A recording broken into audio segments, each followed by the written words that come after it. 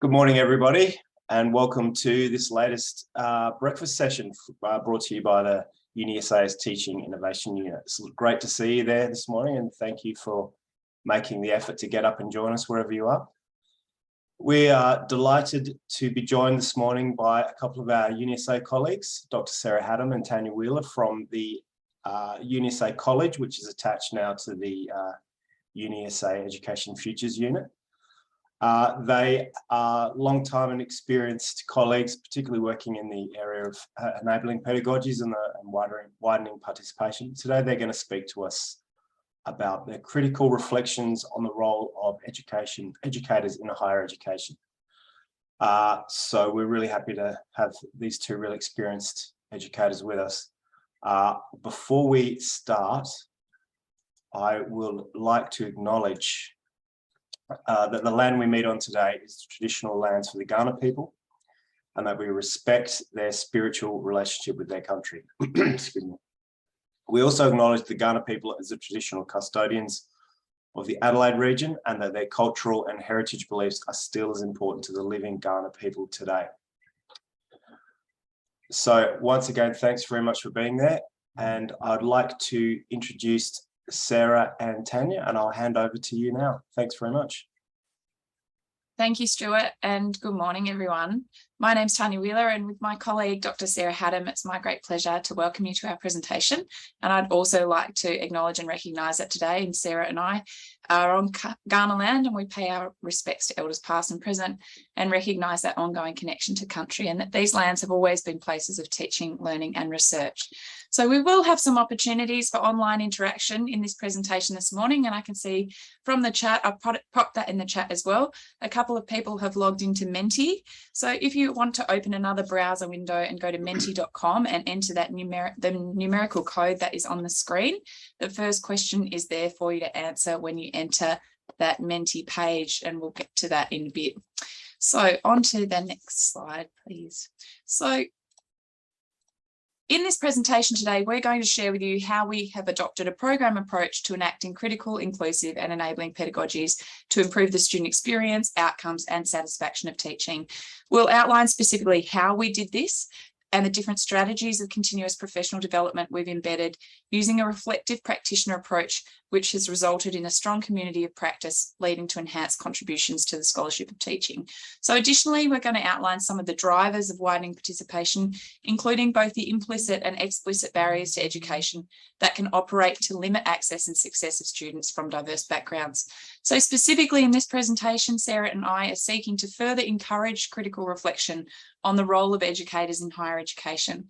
How can we collectively widen participation through critical, inclusive and enabling teaching approaches? So we're drawing on various studies, and I'm just going to place the links to these quickly in the chat if there's something you'd like to take a look at. Hopefully they work. Later on, download for yourself. But before we get going, I will just share that Mentimeter slide with you. So if you haven't had a chance to log into Menti, you can do that for later on in the presentation. And we can also just see how is everybody feeling today.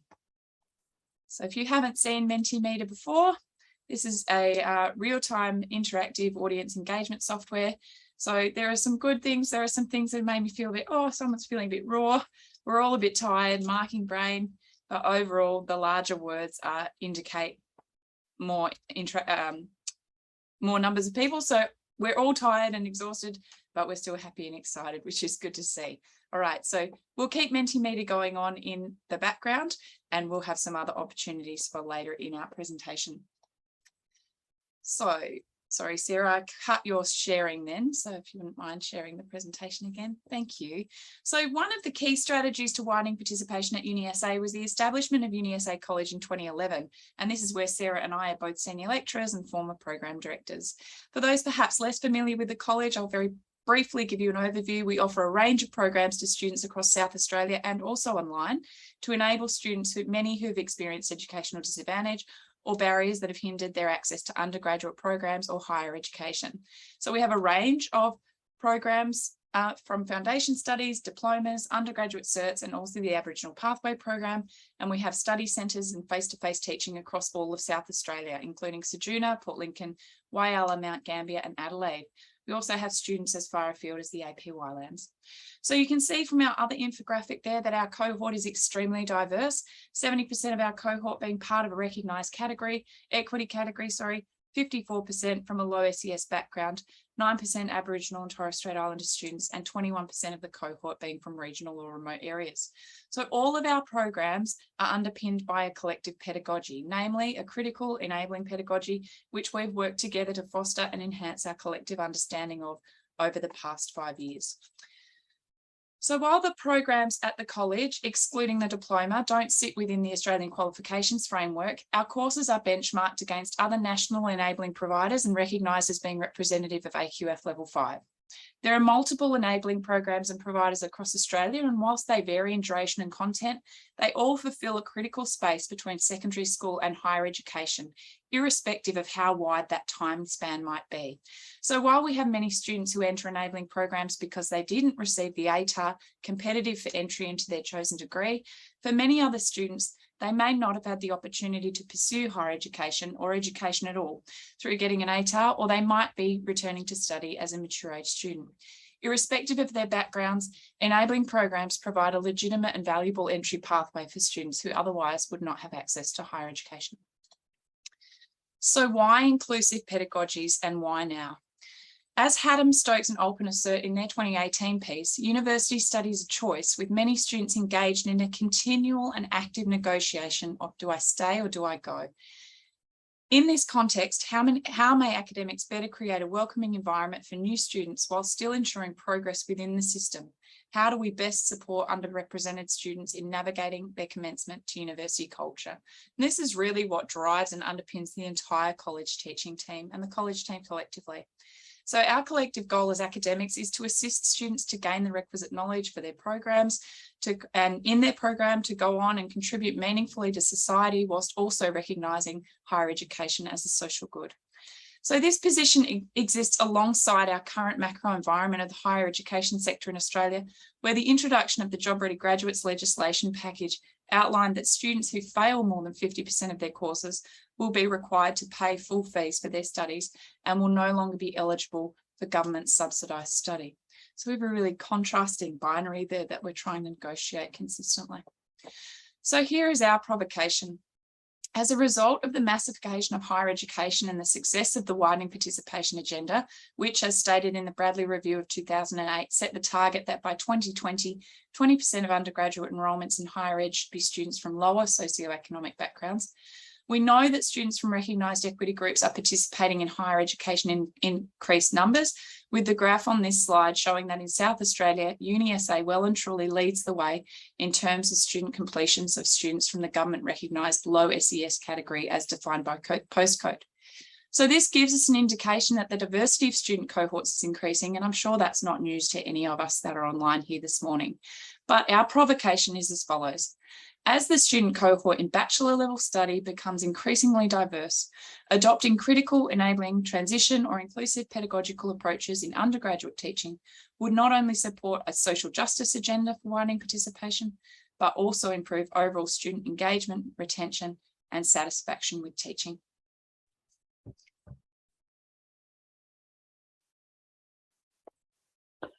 Thank you so much, Tanya, and thank you, Stuart, for inviting us to present today.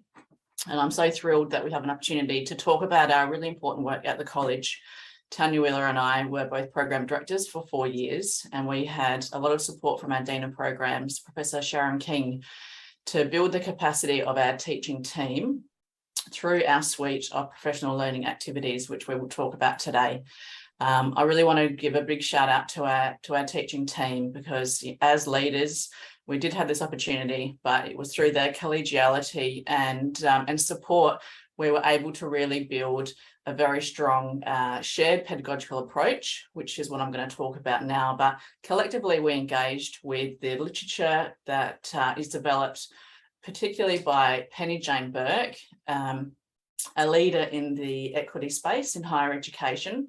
she and Crozier produced this report, which is around inclusive pedagogies. And it was really these 4 questions that guided our work collectively at the college.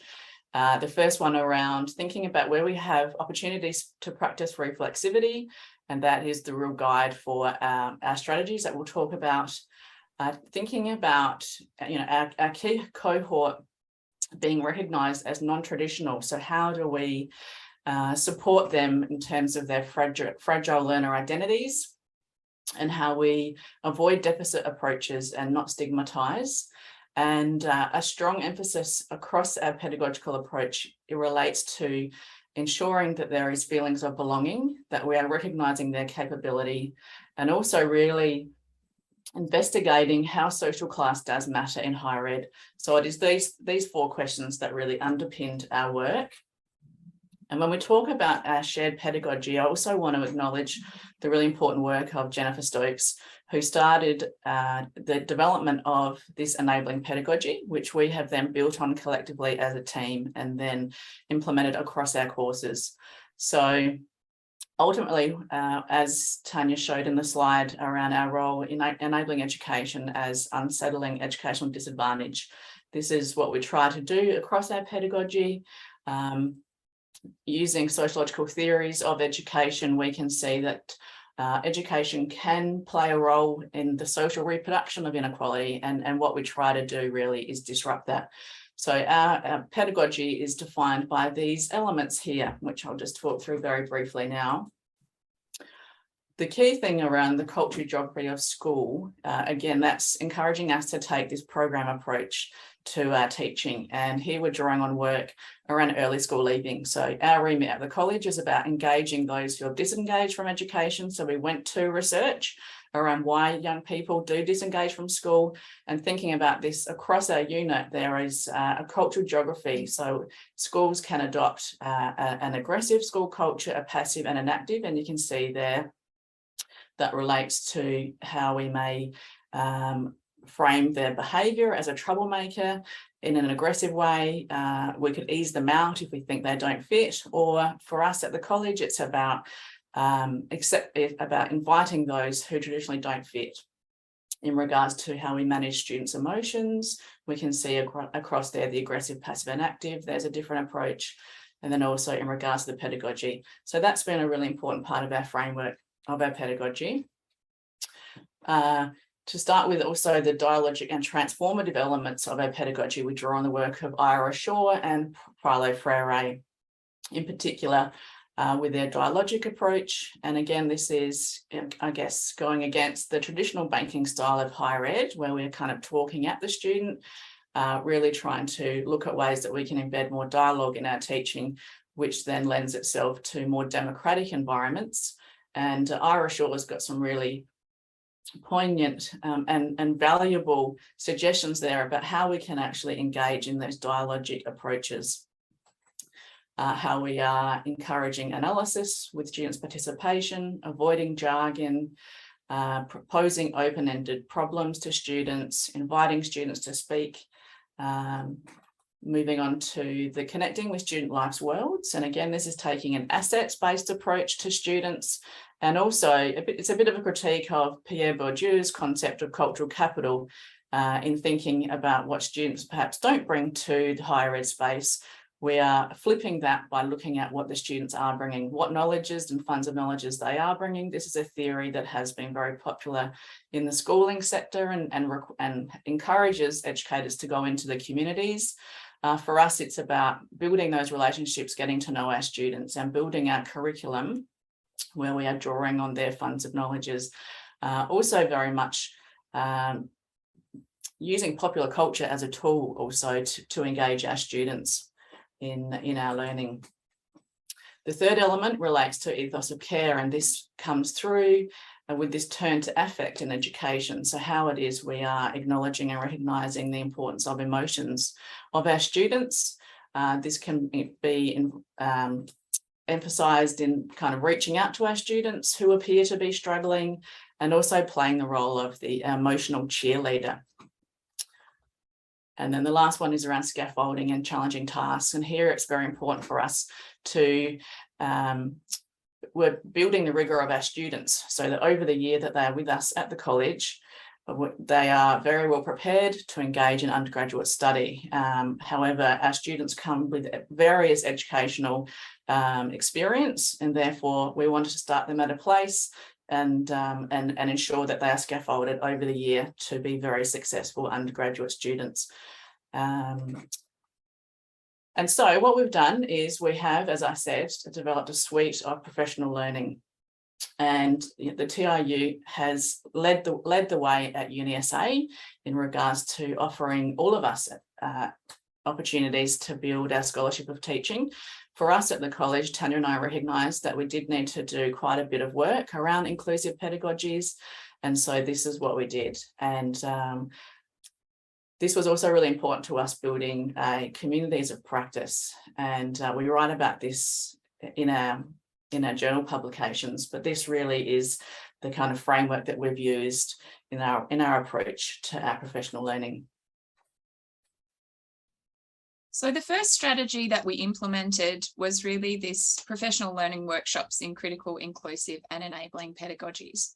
So we've offered these as 3-hour workshops on campus in the teaching break, with sessional staff being supported by being paid to attend. And we delivered these workshops in topics that are on the slide there. So I won't read all of them out to you, you can see them, but they were offered to all teaching staff across the college. So delivered by either UniSA college staff or UniSA student support staff, colleagues from the student engagement unit, teaching innovation unit, etc. We've grappled with topics based on conversations we've had with our colleagues, issues that have been raised in public or collective forums, such as our unit-wide meetings or college-wide meetings, or we've developed workshops based on our own scholarship and research in the area.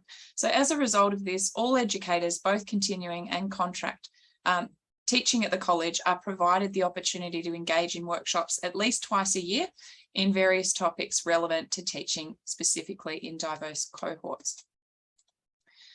So as Sarah and I found in our research into educator subjectivity as a result of these workshops, there are really strong impacts on practice, the sense of belonging and the enjoyment of the teaching role after attending these workshops in particular over multiple years. So this was specifically highlighted in how it's enhanced individuals' understanding of students' complex lives and the importance of relationships, as well as building a stronger connection themselves to the university rather than individualized structures or entities within it. So additionally, educators involved reflected on how they had personally adjusted their practice, which was really key to what we were trying to achieve. So how had people adjusted their practice or been exposed to aspects of complexity in students' journeys or students' lives, which had previously been unconsidered. And I want to caveat that by saying it's not unconsidered by an intentional view, but rather by perhaps a different understanding, a different experience, certainly a different experience of education that shapes our own practice. So we really were attempting to shine a light in the workshops on all of those things that perhaps some of us hadn't thought about before or considered how our teaching approaches was influencing within the classroom. So qualitatively, we heard from those involved that the workshops were making a difference. And when we looked at the SET data across those involved, this was also reconfirmed there. So in 2016, we introduced these workshops, and as you can see in the 2 years afterwards, there was an upward trend in student evaluations of teaching. And now, whilst we recognise this data is a little bit dated, we didn't want to gloat too much, but the college still consistently ranks with some of the highest collective teaching scores across the university, both for continuing and sessional staff. Our second strategy involves ongoing collective action research projects. And this is something that I led with Emeritus Professor Robert Hatton, who is my father. He has a long history of running action research projects in schools in disadvantaged areas of South Australia. For us, it was about collectively discussing our pedagogy and then how we were going to enact that pedagogy through our individual action research projects. And for people that may be new to action research in the education space, it involves us going about this in a collective way, which often when we are thinking about making changes to our course, we're doing this kind of in an unconscious way, in an isolated way, and on the run, without going through a process perhaps of formal data collection. This involves a technical, collaborative, and critical reflective element. So in terms of the operational, we are thinking of this as planning, acting, observing, reflecting. But of course, it is more than that. So for us, the collaborative element was so important to us at the college to be able to get together regularly to talk about our teaching challenges and to share with one another. And Cochrane Smith and Lytle talk about this as the inquiry communities across the lifespan. And so what we're doing here is we are breaking down this expert novice framework with new and continuing teachers and engaging together in inquiry as a community. And that's been a really important part of our culture at the college. The other part, of course, is the critical element. And Cochrane Smith and Lytle talk about this as inquiry as stance. And I think this, again, has been so important to us in the way that we can, as we say, interrogate our own teaching, interrogate the theories, perhaps that we're using to explain our teaching and understand our teaching. And this can be guided by these questions. So who am I as a teacher? What am I assuming about this learner, this group, this community? What sense are my students making of what's going on in the classroom? What are the implicit assumptions of the text, test, curriculum standards, and reporting mechanisms in place within our university or our unit? And how do my efforts as an individual teacher connect to the efforts of the community and to larger agendas for school and social change? And so over the year of conducting this action research series, we are able to engage continually with one another about these questions. This is our structure of the action research. So we start off with a very careful provocation phase, and that's where we are asking those critical questions about our students, about our practice. You know, what is it that is not working for us, for some students learning? What are the theories that I'm using to inform and my understanding of my teaching? And then we're going to the redesigning phase. So we will, through our identification of our teaching challenge, look at ways that we can overcome the challenge by creating an intervention. Then we have the doing it phase, and then we're reflecting on what we learned, and then we present our learning. And we've done this through showcases. Some examples of the challenges that have come up in our action research projects, which may be familiar to many of you. Around engagement, whether this is engagement online or engagement in our tutorial spaces, our shift to online learning and the challenges that came with that, particularly through COVID, how we enable discussion or dialogue online, perhaps English proficiency issues that we have for our culturally and linguistically diverse students and how we can support them, students feeling overwhelmed by demands of the course, and then for us, how to teach explicitly academic literacies. So there is a range of challenges that came up within the college. I have since led this action research series outside of the college and across our university, and I can see some of those participants today, so hello to you, my other action researchers. And this connects the pedagogy that we have been working within the college also is connecting and resonating with our colleagues across the university. So again, to just elaborate, so on the provocation phase, yes, we are thinking out loud about our challenges. We're thinking about how those challenges are foregrounded within our own unit and within our own structures.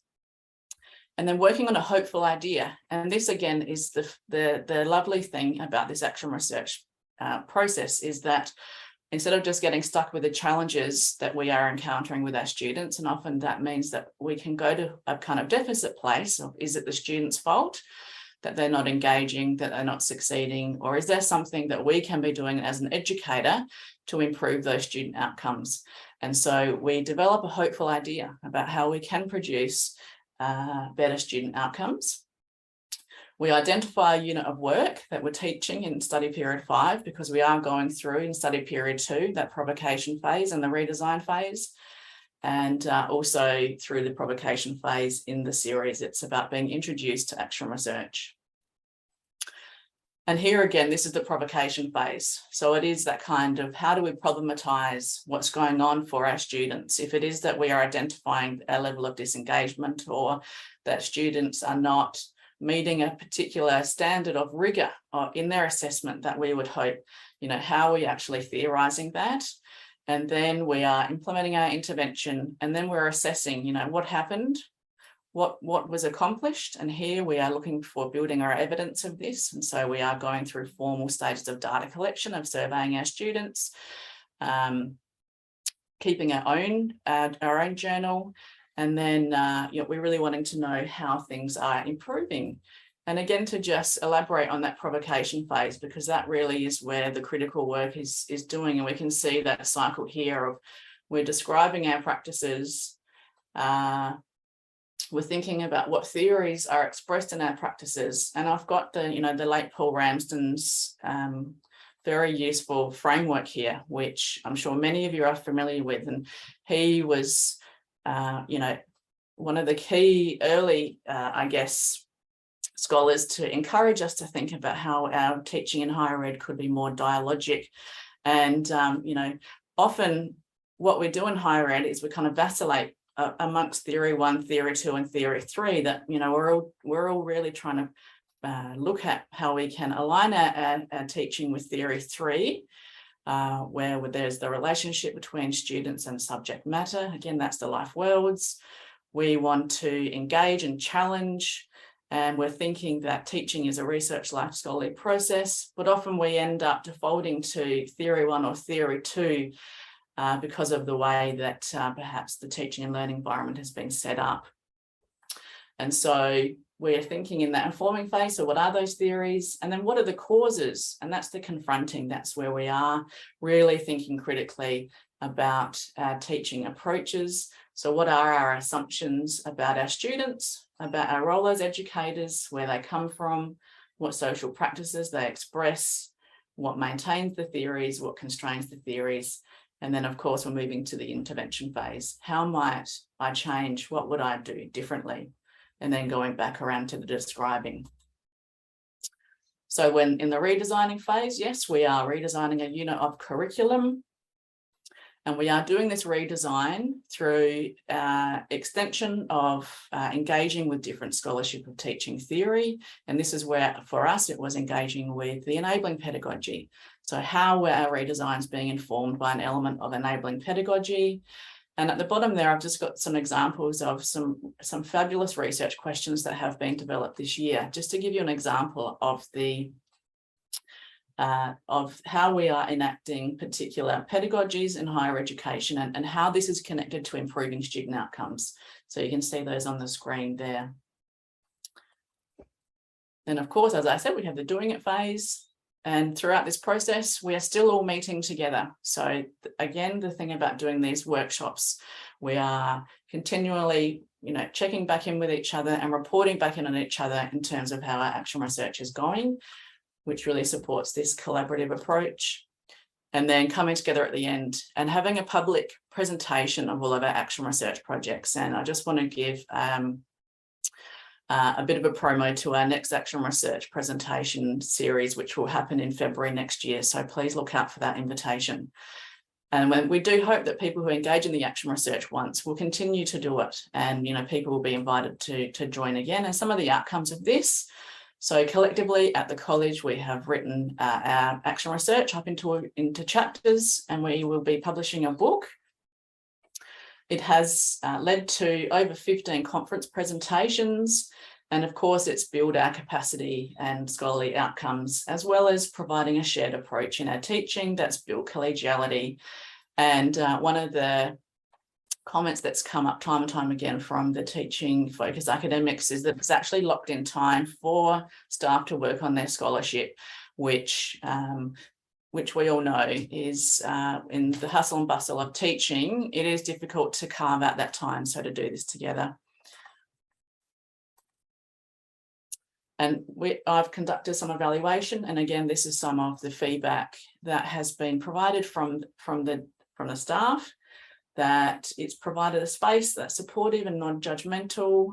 You can see there that a number of people have talked about that it's promoted this sense that we are working as a team. So again, we're not existing in a kind of core silos as a program, or working together as a team, but also that it is encouraging us to, measure and collect the outcomes of our teaching as well.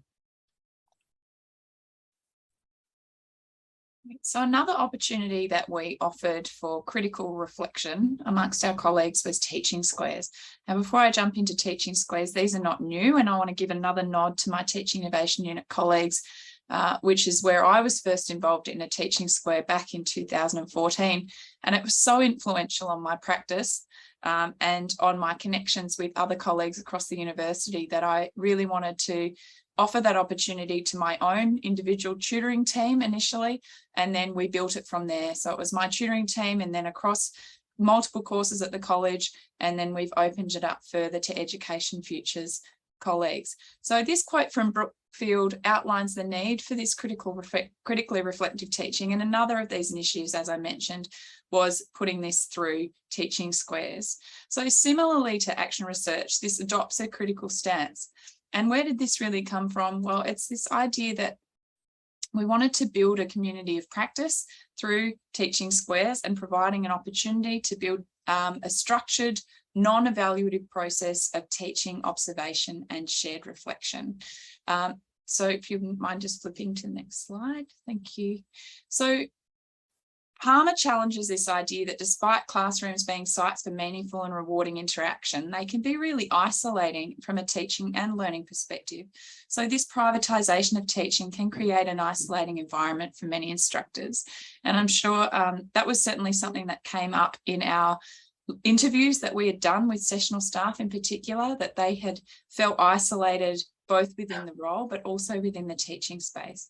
So by providing an opportunity to deprivatize teaching, connect with colleagues, and build reflexive practice, this is really what we wanted to do in terms of teaching squares. So it was, when I was first involved in it, it really gave me that opportunity to have people come into my classroom and observe my teaching. But they're really underpinned by these 4 guiding principles.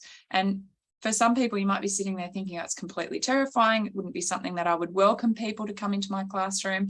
But it really, in all of our teaching squares we've had across the college, before we've enacted any teaching squares, we've met together and talked through these guiding principles. So these are Berenson's principles. They're not my own. They are taken from existing work. But the four guiding principles on the screen: confidential reciprocity, mutual respect, appreciation, and self-referential reflection. So why do we do this in groups? What's the point of doing that in groups? Well, talking to colleagues about what we do helps in significant ways, obviously.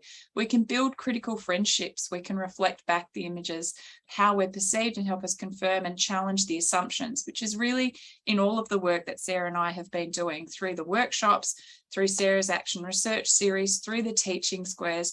It's about individually challenging the personal assumptions we hold about how can we best encourage learning, exercise power ethically, and create democratic classrooms. So that Brookfield quote, again, really encapsulates a lot of the ethos of what we're trying to achieve. It also gives us an opportunity to realise this commonality of pedagogic experience and have a rich dialogic approach again. And it can raise the profile of teaching. So some colleagues were really concerned. They were like, oh, that looks like a review. Is it a peer review? No, it's not. A peer review offers a very powerful tool, useful tool. It's different to a teaching square. So teaching squares are an opportunity for reflection, to be a learner, to provide a platform for conversation, and to support observation. And similarly to the Action Research, it can provide an opportunity to confront a problem or a challenge that you have in your teaching and meet with colleagues to discuss that same thing, or to observe how others manage that challenge in their classrooms. So the table above outlines the 4 steps. We've run both triangles and squares, but a minimum of 3 colleagues is required. So the time commitment and minimum is 6 hours, not including your own hour of teaching. So participants learn about teaching squares initially and importantly discuss the guiding principles, take time to familiarise themselves with a workbook and what they would like to reflect on in their own teaching. Then the square meets to establish its expectations and create a schedule and provide context about the teaching environments each person will be observing.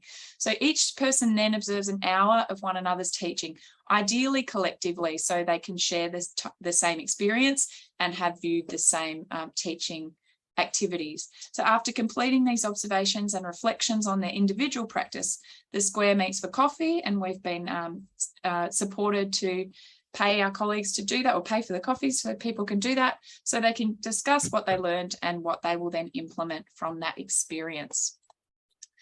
So what are the benefits? Well, it can provide a really clear, specific lens through which to focus our observations. So you might be wanting to look at course design, motivation, assessment, teaching strategies, or a class climate in order to reflect on your own practice again. It can provide an opportunity to consider aspects of your teaching which you would like to improve or refine, and see how do other people do this. So how do we deprioritize that so we can learn from one another? There is an amazing group of educators across UniSA. So how do we share that collective practice a bit better?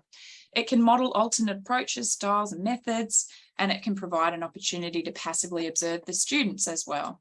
So in the final meeting, it's really about getting together and talking about what did you learn individually from your own teaching, from being observed and from observing others. So it's crucial because it provides this chance to share that collective experience. It builds the connection between colleagues and a shared understanding of the emotional labour and effort that goes into teaching.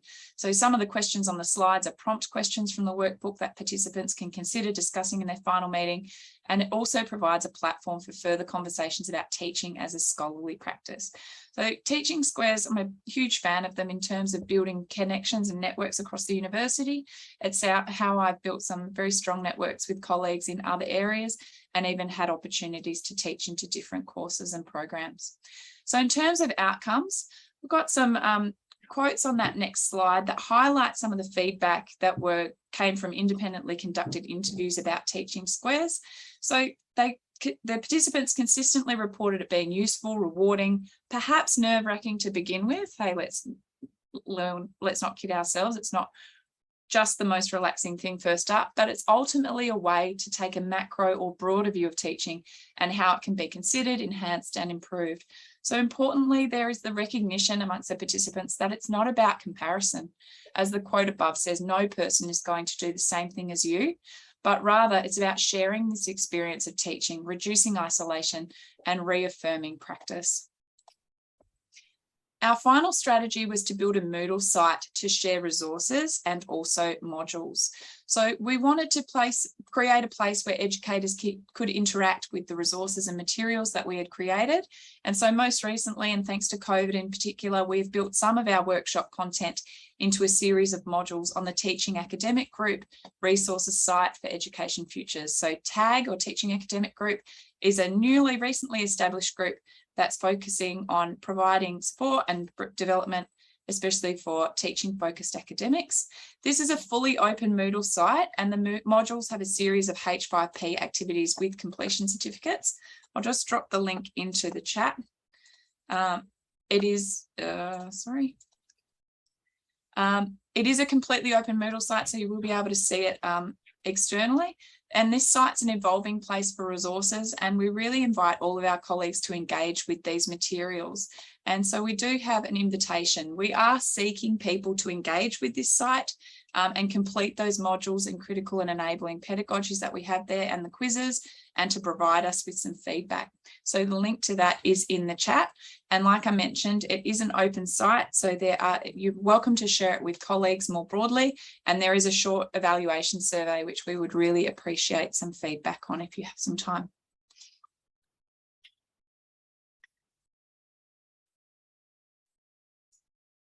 Okay, so I'm aware that we need to give people some time for questions. So I'm just going to move through this last part quite quickly. And so just to finish off, I guess to again put in context our work at the university and how the drivers of widening and participation have influenced and shape our work as educators, and thinking about this, outside of the enabling education space, and then what's happening within the other parts of the university and how they're shaping the work happening there. And, you know, for all of us, we are engaging in our work, and our work is being driven by these competing discourses of equity and excellence. And when we think about what that means, it's in relationship to, you know, what are those cultural messages that are underpinning our work, how we're making sense of our work, and how our work is being valued. And so we have, again, looking at this as a binary, the dominant discourses in higher education, opposed against the marginal discourses that have been introduced most significantly through widening participation. And for us, what does that mean for us as educators, and what does that mean for us as students? And, you know, in our work, we have argued that we want to move past this binary, and we want to see that we can actually strive for excellence in equity. But often what happens is, you know, our work is being assessed and judged according to this competition of discourses, but also our students are being judged. And here we want to go back to the theme of belonging and capability. So if we think about our students and educators, so for all of us as subjects who are actively negotiating the organisational or institutional discourses that are constituted by the university, as well as the discourses shaping their own lives, specific to their identity markers, histories, contexts, and obstacles. So as players within the university, so that's us, we have a role in shaping the nature of our interactions with students and striving for outcomes that serve to create a sense of belonging within this new culture. Previous studies who have looked at this in terms of how excellence and equity are often put in this binary, or how inclusivity is being adopted across higher ed. O'Shea's study found that educators talked about this challenge of inclusivity, and Burke et al. Study also showed that again, they're putting this binary as opposites. And the promotion of excellence means that universities attract and recruit good students, keen, bright, and hard workers.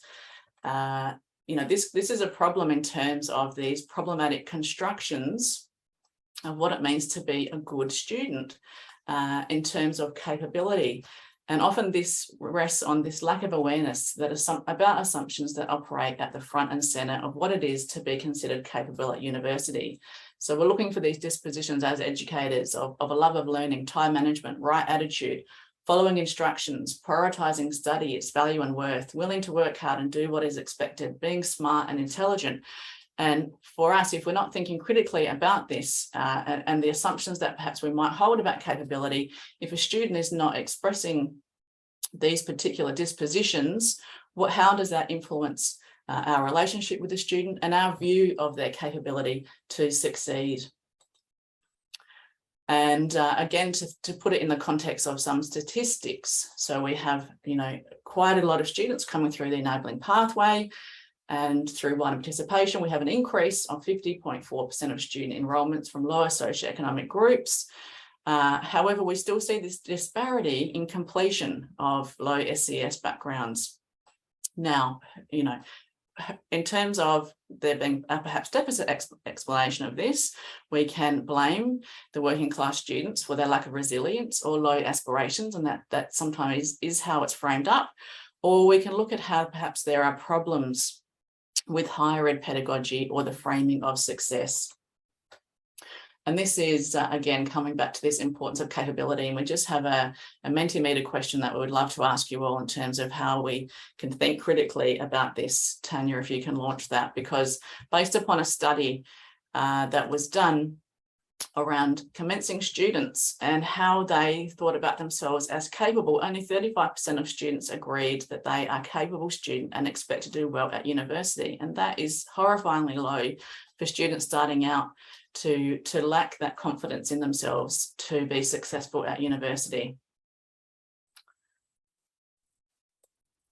We've got some people contributing to that now, which is great. So just give a couple of moments still to have a go. It should have popped up on your Mentimeter screen.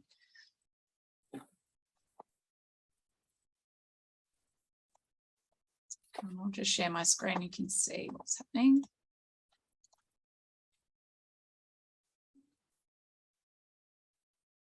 Okay, so very important for our participants to feel that you were smart enough to be at university. So you can be sympathetic to the students who felt that they were incapable of success at university. Do you want me to ask the next question while we're here? Yes, please, Tanya. And then about belonging. So how important was it for you to feel that you belong at university?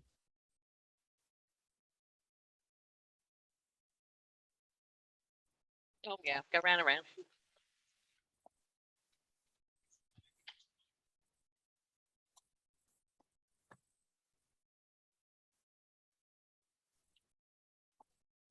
Okay, again, so very important or somewhat important to have a sense of belonging. So in terms of our own connection to these feelings of belonging and capability, again, we want to put that in context for our students. So what can we do within higher education to build that sense of belonging and also, challenge the notion of what it means to be a capable student? And again, to draw on Burke's work very quickly.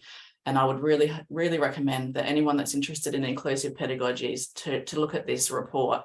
Often we have an issue because there is this framework of students needing to be self-reliant, independent workers and students.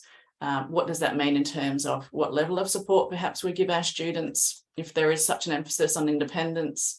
Again, the constructions of capability and what students have said in this research is that they thought that they weren't smart enough or that they were dumb and wouldn't be successful. There's constructions of capability that happen around particular equity group students. So for refugee students, there is assumptions about capability. And then what happens for our students is they have a fear and anxiety of being seen as incapable. And perhaps if they've come already with educational disadvantage, the feelings of shame that they're bringing with them is quite impactful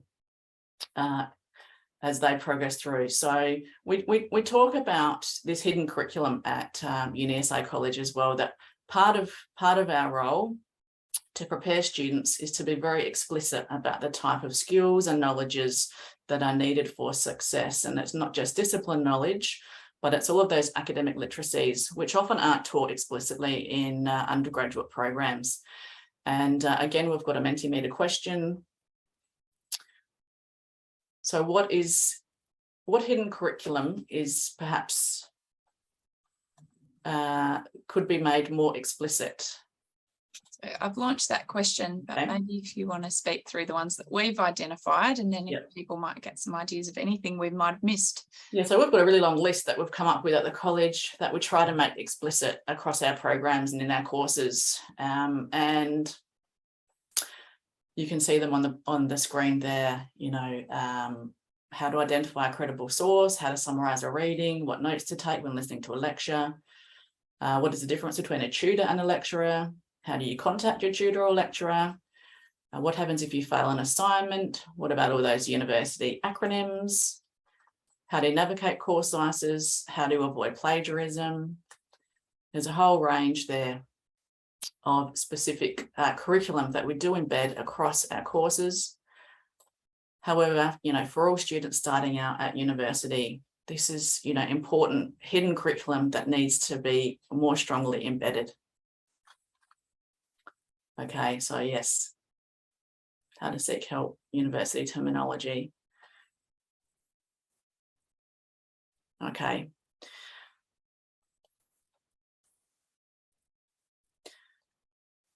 So to finish off, what I want to do is just very quickly just highlight one student portrait. So this is some research that I did where I was asking students to compare their experience of high school with their experience at UniSA College in the kind of framework and lens of these the issues around recognition, misrecognition, and capability. And we can see here from Lillian had experienced very significant educational disadvantage.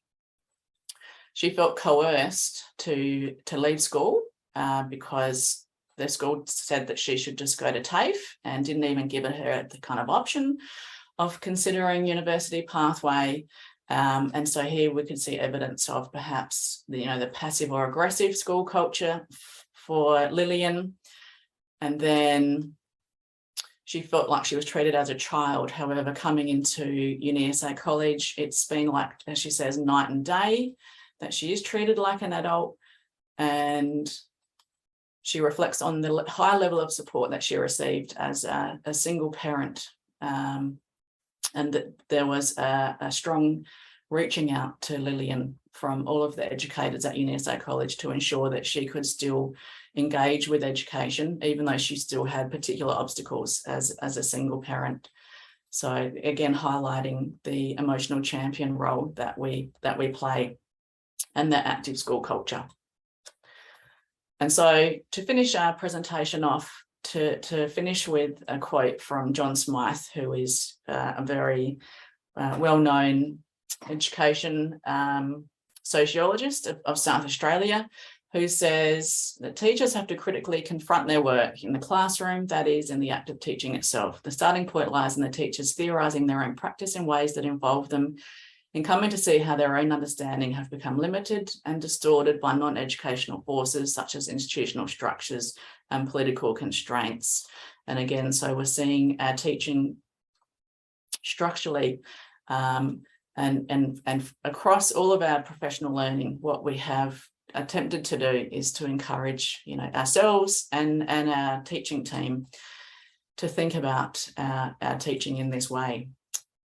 And so again, our insights, we hope that through the implementation of the continuous professional development, we could highlight the competing discourses which we've successfully been able to do based upon the outcomes, that it's had a positive impact on the staff members' sense of self-worth, that we really want to not be constrained by this dichotomous modes of thinking, and that we suggest the need for further institutional approaches to CPD, which use critical enabling pedagogies, and that we advocate for paid CPD as a standard component of casual contracts, and for all of us to be thinking about the institutional spaces and opportunities. And we really do welcome the opportunity to work with colleagues across the university or even outside the university to embed similar approaches. So thank you for listening and coming today.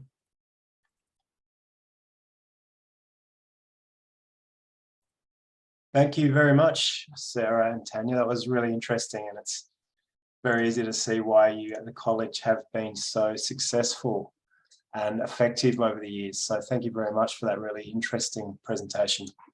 Thank you. Okay, we have some questions, but we're quite low on time, so we'll get through them. And I hope for those of you who can, please stay for some questions. So first of all, Sarah asks, will the professional learning workshops be offered to staff at the university? We would love to do that, basically. We need to talk to some people about that, but certainly we will be offering workshops for Education Futures team, and we would be, Sharon, unmute yourself if I speak out of turn here, but we would be very happy to warmly extend that invitation to any colleagues who would like to join us. She's unmuted. I have unmuted, and yes, we'd be very, very supportive of that going more broadly across the university. I think it's such an important space to actually go forward. And I think we need to look at an institutional level about the casual aspect of it, casual staff. But again, if we really want good quality teaching, then we need to include our casual colleagues as well. So it is gaining some traction across the university, and I think it is going to be very timely to have a look at this again now. Thank you, Sharon. Thanks very much, Sharon. Lynn Gum asks, in the provocation stage, will there be a need to get ethics to survey the students, or is the expectation to embed it into evaluation of the courses? Yes, so part of the workshop series has been supporting the participants to put in an ethics application. We do encourage that for all staff, and it does mean that it can be used in publication, which is excellent. So there is the support for that. Lovely. Sarah Forrest asks, are the teaching squares the same / different to the peer review of teaching process? So Yeah, they different. definitely are. Yep. definitely. Can the squares be used in place of this, i.e. for probation purposes? No, not currently. I don't think so. Okay. No, they can't be used in place of the probation. Sorry, just jumping in. They can't be used in place. It's a formative thing, really. It's about your reflective practice. The SPI is very much a summary process, as the name suggests, and is linked to the HR administrative and has formal forms and templates that we go through. Okay, thank you for that. We have a question, some good chat there about using the squares and workshops. Okay, there's a question from Tanil Mares. My apologies if I don't pronounce that correctly, Tanil. Are there any workshops addressing the online teaching space? I can see from attending many seminars, interactive tools, including surveys, breakout rooms, etc. However, as a neurodiverse individual, I loathe breakout rooms and find myself often leaving, sometimes asking for contribution in tutorials, students to turn off cameras and or leave. I'm happy for them to be there and not to contribute if that's how they feel comfortable. How do we keep everything inclusive? Someone has written back saying, Sarah wrote back and suggested Padlets, shared documents, Mentimeters, but I wonder if you guys have anything to add to that. In terms of specifically a workshop for online learners, we haven't come up with that as of yet, but just also give a nod to previous breakfast series from our colleague Jennifer Stokes, who does a lot of work in the online space and digital literacy and learning. So I'm sure there's probably a recording of that somewhere about. There are, yeah. But certainly something we could certainly brainstorm and discuss if that's an area of interest for our colleagues to have a workshop in. Jennifer Stokes presented at the Herds and National Webinar Series on how you can enact enabling pedagogy in the online environment. So I'm happy to share that link around. That's via the Herds website. Thank you. Okay, a couple more to go. Rita S asks, it seems uncanny that students see themselves as incapable yet commencing university studies. What are the upfront expectations that students are experiencing? The sense of belonging is very important in terms of a learning community that is supportive. So I guess the question is, what are the upfront expectations? I guess without wanting to, homogenize the student group, there would be, for all students, whether it's, I guess, from an equity background or not, the desire to transform their lives through an amazing career and job. That's probably why we all start out at university. All right, I'll just listen out for it. And I think it's a confidence thing, right? So I guess it's not so much about what the expectations are. It would be that they're not feeling that level of confidence. So yeah. I don't know. I guess I don't want to homogenize expectations. I just think it's a hurdle to overcome that's actually not there that you can see. Do you know what I mean? So they've already got a preconceived idea of not being capable themselves, and yet they've come along, which is fantastic. Yeah. So how do we bridge that gap without knowing that it's really there? Is that based on their own internal expectations from their own background, or is there a misconception about what the university expectations are?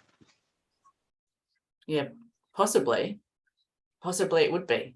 I mean, but again, it's the way that I guess university education has been promoted, across within our culture, and the status that it's afforded. This idea that you have to be really smart to go to university.